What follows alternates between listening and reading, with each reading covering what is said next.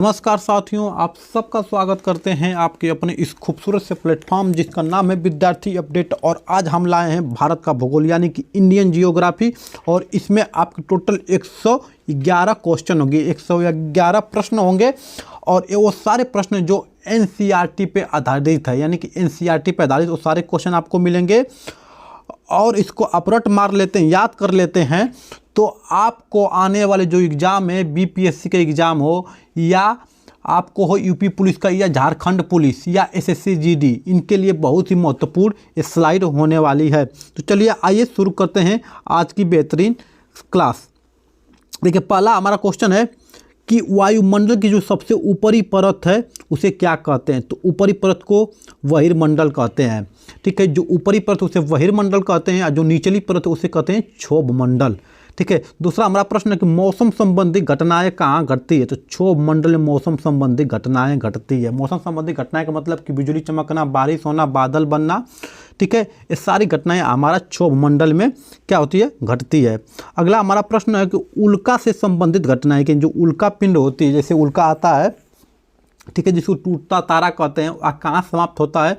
तो मध्य मंडल में समाप्त हो जाते हैं। मध्य मंडल मतलब बीचला मंडल। ठीक है, अगला हमारा क्वेश्चन कि वायुयान कहाँ उड़ती है। तो वायुयान यानी कि जो हवाई जहाज होती है ये हमारा समताप मंडल पर उड़ती है। क्यों?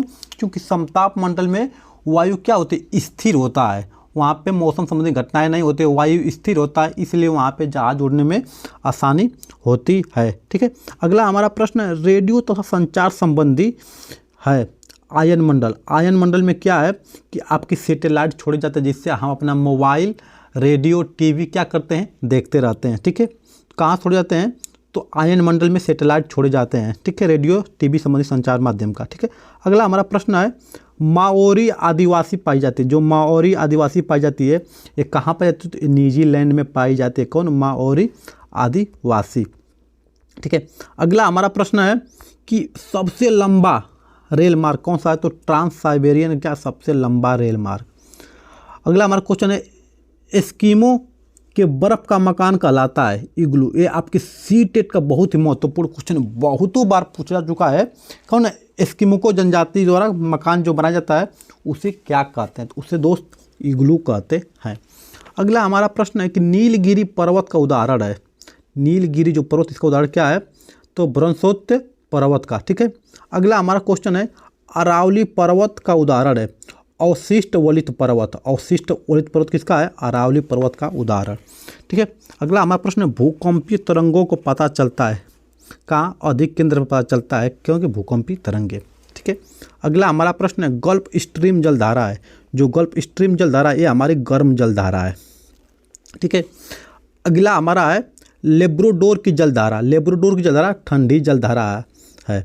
ठीक है, ये जलधारा गर्म और ठंडी कैसे होती है, जैसे ये पृथ्वी के बीच में क्या है, भूमध्य रेखा। और भूमध्य रेखा पर सूर्य किरणें सीधी पड़ती है। अगर यहाँ से इधर जाएगी तो एक क्या होगी, गर्म जलधाराएँ होगी। ठीक है, एक गर्म जलधाराएँ होगी। अगर यहाँ से ध्रुवीय प्रदेश से अगर आएगी, किधर, इधर आएगी भूमध्य रेखा की तरफ, तो ये हमारी ठंडी जलधारा, क्योंकि इधर बहुत अधिक ठंडा पड़ता है, इधर ठंडा पड़ता है, और यहाँ बहुत अधिक गर्म होता है। क्यों? क्योंकि सूर्य किरणें सीधी पड़ती है, इसलिए यहाँ की जो धारा इधर से आएगी वो गर्म जलधारा होगी, और जो इधर से जलधारा आएगी इसे ठंडी जलधारा कहते हैं। ठीक है, अगला हमारा प्रश्न है कि भारत में विश्व का वन कितना है। मतलब जो विश्व है उसमें भारत का 20.6% है। और जो अंगूर उत्पादन होता है इसे क्या कहते हैं, विटीकल्चर कहते हैं अंगूर उत्पादन को। अगला हमारा प्रश्न है गल्फ स्ट्रीम एवं लेब्राडोर की जलधाराएँ कहाँ हैं, अटलांटिक महासागर की। गल्फ स्ट्रीम और लेब्राडोर कहाँ के, अटलांटिक महासागर की। अगला हमारा जो प्रश्न है बोर्नियो द्वीप स्थित है। जो बोर्नियो द्वीप है स्थित कहाँ पे स्थित है, मन्नार की खाड़ी में बोर्नियो द्वीप स्थित है। ठीक है, अगला हमारा प्रश्न एक अंश देशांतर की सर्वाधिक दूरी है भूमध्य रेखा पर। ठीक है, सर्वाधिक दूरी है। अगला हमारा प्रश्न है कि दो जोरों के बीच समांतर कितना होता है, 12 घंटा 6 मिनट का। दो जोरों के बीच में क्या होता है, समय अंतराल होता है, समय का अंतर होता है। ठीक है, अगला हमारा प्रश्न है कि पूर्वी तथा पश्चिमी घाट श्रेणियाँ हैं नीलगिरी पहाड़ी में। पूर्वी तथा पश्चिमी घाट श्रेणियाँ है। ठीक है, पीसी कल्चर किसे कहते हैं? तो मछली पालन को हम क्या कहते हैं? PC culture. ये हमारा सी टेट में क्या है, क्वेश्चन बहुत बार पूछे जा चुके हैं पीसी कल्चर का। पीसी कल्चर, एपी कल्चर सब पूछे जाते हैं किसमें? सी टेट में। चलिए अगला जो हमारा प्रश्न है कि सूर्य के प्रकाश को पृथ्वी तक पहुंचने में समय कितना लगता है? तो 500 सेकेंड लगता है, यानी कि 8 मिनट 20 सेकेंड का समय लगता है। कहाँ पे? सूर्य का जो प्रकाश पृथ्वी में पहुंचता है। ठीक है, अगला हमारा प्रश्न है कि भू स्थिर उपग्रहों की ऊंचाई कितनी है? तो 36,000 किलोमीटर क्या है भू स्थिर उपग्रहों की ऊंचाई। अगला हमारा प्रश्न है चंद्रमा के प्रकाश पृथ्वी तक पहुंचने में कितना समय लगता है? तो 1.2 सेकेंड का लगता है। कहाँ पे? चंद्रमा का प्रकाश पृथ्वी तक पहुंचने में। वहीं सूर्य का प्रकाश पृथ्वी तक पहुंचने में 8 मिनट 20 सेकेंड का समय लगता है। अगला हमारा क्वेश्चन है शनि के वलयों की खोज किसने की? तो गैलीलियो। वलयों क्या होता है कि ऐसे रहेगा आग का गोला, ऐसे ही क्या हमारा शनि ग्रह है। ठीक है, तो इसकी खोज किसने किया था? गैलीलियो ने किया था। और शनि ग्रह को क्या कहते हैं? वलयाकार ग्रह कहते हैं, यानी कि ऐसे रहेगा, ठीक है, आग की तरह ऐसे गोल रहेगा, इसी को कहते हैं क्या? शनि ग्रह। और आप देखते हैं कि जो घर में लगाते हैं गेट पे शनि का जो लगाते हैं सिंबल, ऐसे होता है काला, और इसमें क्या ऐसे रहता है, मतलब कि आग की तरह होता है। ठीक है, अगला क्वेश्चन है शनि के चारों वलयों की संख्या कितनी है? 7। सबसे बड़ा जो क्षुद्र ग्रह है वो क्या है? साइरस सबसे बड़ा क्या है? क्षुद्र ग्रह। अगर आपको वीडियो अच्छी लग रही है तो चैनल को सब्सक्राइब कर ले तथा अपने दोस्तों के पास शेयर जरूर कर दे, ताकि इनका इस वीडियो का उनको भी लाभ मिल सके। ठीक है, अगला हमारा प्रश्न है कि क्षुद्र उपग्रह स्थित है मंगल एवं बृहस्पति के बीच। जो मंगल और बृहस्पति के बीच में है उसे क्या कहते हैं? क्षुद्र ग्रह स्थित है। देखिए ग्रह की संख्या टोटल 8 है। ठीक है, 8 है। इसको याद करने के आपको बताए थे BSP। देखिए BSP में BS से भी आपको ये बताए थे ट्रिक याद करने के लिए। 8 ग्रहों के नाम, B से हो जाएगा बुध, और S से शुक्र हो जाएगा, P से पृथ्वी, M से मंगल, ठीक है, मंगल। और फिर इधर B से बृहस्पति, S से शनि, A से अरुण, V से वरुण।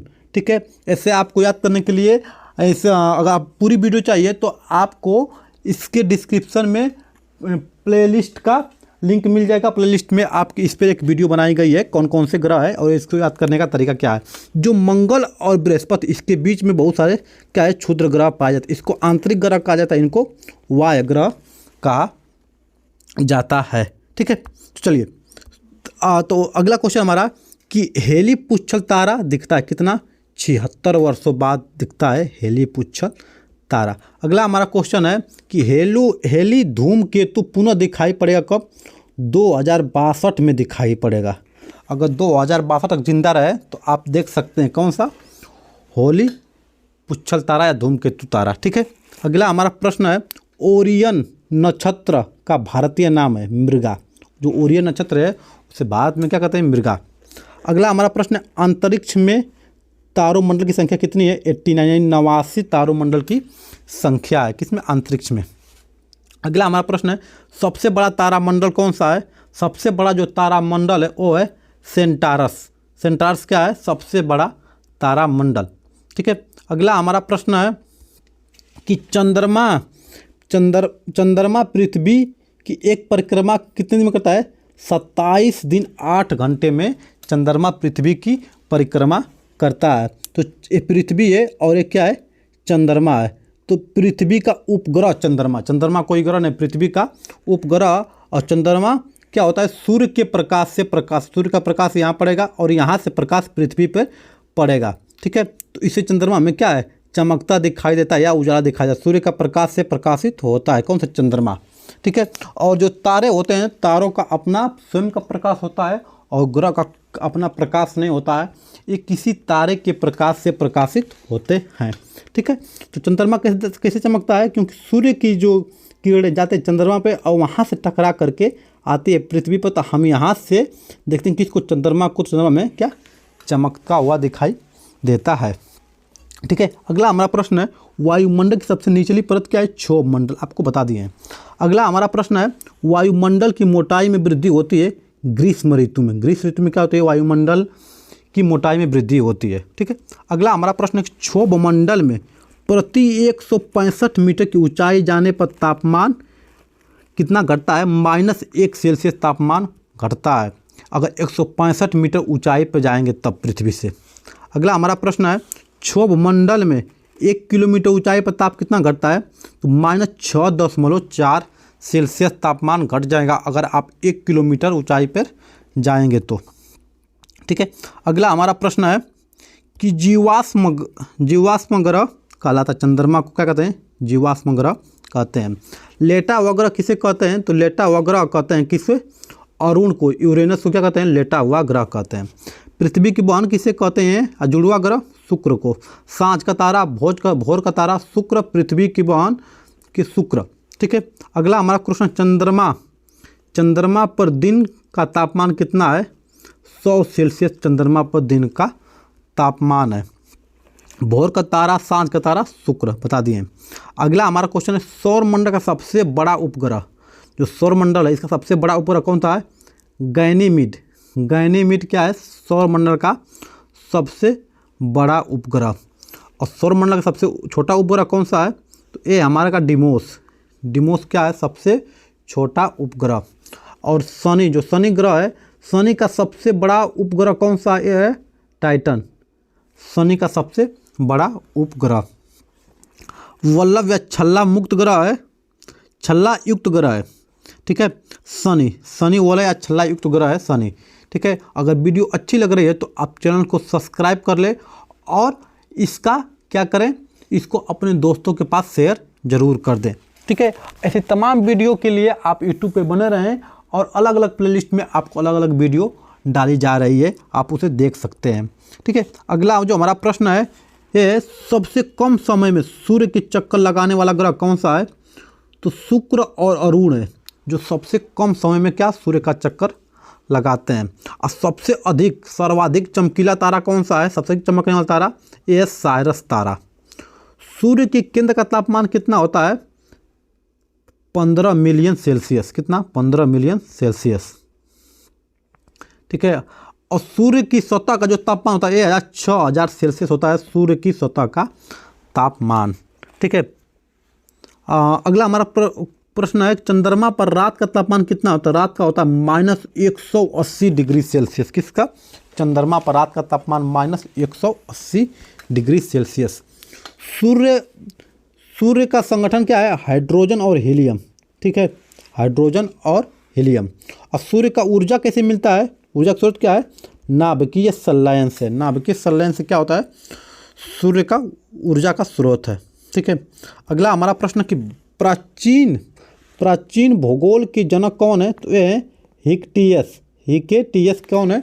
प्राचीन भूगोल के जनक। और मानव भूगोल के लेखक कौन है? तो मानव भूगोल फ्रेडरिक रैटजेल कौन है? मानव भूगोल के लेखक। अगला प्रश्न हमारा, सबसे बड़ा एवं भारी ग्रह है, सबसे बड़ा और भारी कौन सा है? बृहस्पति। अगर ऐसे याद नहीं है तो जितने ग्रह हैं इसमें अक्षर भी सबसे अधिक है, इसमें अक्षर भी सबसे अधिक, जैसे बुध हुआ, शुक्र हुआ, पृथ्वी, मंगल, शनि, अरुण, वरुण, इसमें बृहस्पति का अक्षर सबसे अधिक है। तो आप ऐसे भी याद कर सकते हैं कि जिसमें लिखने में सबसे अधिक अक्षर का प्रयोग होता है वो क्या? सबसे बड़ा और सबसे भारी है, लिखने में बड़ा है। ठीक है। अगला हमारा प्रश्न है, सौर मंडल का सबसे छोटा ग्रह कौन सा है? बुध। क्यों छोटा है? वो छोटा है और सूर्य के हमेशा पास रहता है। अगला क्वेश्चन भी है कि सूर्य के सबसे निकट ग्रह कौन सा है? बुध। अगला हमारा प्रश्न, सूर्य एवं पृथ्वी की सबसे दूर ग्रह कौन सा है? तो वरुण है सबसे दूर ग्रह, सबसे पास बुध, सबसे दूर वरुण। और पृथ्वी की जो सबसे निकट है वो है शुक्र ग्रह, पृथ्वी के निकट। अब पृथ्वी किन दो ग्रहों के बीच में है? तो शुक्र और मंगल ग्रह के बीच में कौन सी है? पृथ्वी है। ठीक है। अगला हमारा प्रश्न है, सूर्य का निकटतम तारा कौन सा है? तो पश्चिमा सेंचुरी किसका? सूर्य का सबसे निकटतम तारा। सर्वाधिक चमकीला चमकीला एवं गर्म ग्रह शुक्र सबसे चमकीला भी है, सबसे अधिक गर्म भी है। सांझ का तारा, भौर का तारा भी कहते हैं। किधर चमकता है? हमेशा उत्तर साइड में शाम को आपको देखने को मिलेगा। अगला हमारा प्रश्न है सर्वाधिक ठंडा ग्रह, सबसे ठंडा ग्रह है वो है वरुण। क्यों? क्योंकि सबसे दूर है सूर्य से, इससे सबसे ठंडा है। यहाँ सूर्य का प्रकाश बहुत कम मात्रा में पहुँच पाता है। अगला हमारा प्रश्न है सर्वाधिक उपग्रहों वाला ग्रह है तो बृहस्पति कितना? 67 उपग्रह किसी बृहस्पति पर। सबसे बड़ा भी है, सबसे भारी भी है और सबसे अधिक उपग्रह भी है किस पे? बृहस्पति ग्रह पर। कितना है? 67 ग्रह। और बिना उपग्रह वाला ग्रह कौन सा है? जिनके ऊपर कोई उपग्रह नहीं है, तो पहला बुध और शुक्र, इस पर कोई उपग्रह नहीं, इसका कोई उपग्रह नहीं है। और प्राचीन जो भूगोल के जनक हैं हिकेटियस, इसको आगे हम आपको बता चुके हैं। ठीक है। अगला हमारा प्रश्न है मानव भूगोल के लेखक। ठीक है, ये हमारा पढ़ चुके। मानव भूगोल के लेखक कौन है? ते हैं मानव भूगोल के लेखक फ्रेडरिक रेटजेल। और सबसे बड़ा एवं भारी ग्रह बृहस्पति, और सौरमंडल का सबसे छोटा ग्रह बुध, और सबसे नजदीक ग्रह बुध, और पृथ्वी और सूर्य की सबसे दूर ग्रह कौन से? वरुण है। इसको हम लोग पढ़ चुके हैं। ठीक है। अगला हमारा प्रश्न है कि लाल ग्रह कहलाता है कौन? लाल ग्रह किसे कहते हैं? तो मंगल को हम लाल ग्रह कहते हैं। नीला ग्रह किसे कहते हैं? पृथ्वी को। क्यों नीला कहते हैं? क्योंकि यहाँ पे पानी क्या है? बहुत अधिक। कितना है? 71% क्या है? पानी है। 29% क्या है? स्थल है। इसलिए क्या कहते हैं? नीला ग्रह कहते हैं, क्योंकि पानी अगर दूर रहेंगे तो क्या नीला दिखाई देगा। पीला ग्रह किसे कहते हैं? तो बृहस्पति को पीला ग्रह कहते हैं। और हरा ग्रह किसे कहते हैं? तो वरुण या नेपच्यून को क्या कहते हैं? हरा ग्रह कहते हैं। ठीक है। तो वीडियो कैसी लगी एक कमेंट करके जरूर बताएं। मिलते हैं अगले वीडियो में ऐसे ही मज़ेदार क्वेश्चन सीरीज लेकर। तब तक के लिए आज्ञा दीजिए। नमस्कार, जय हिंद, वंदे मातरम।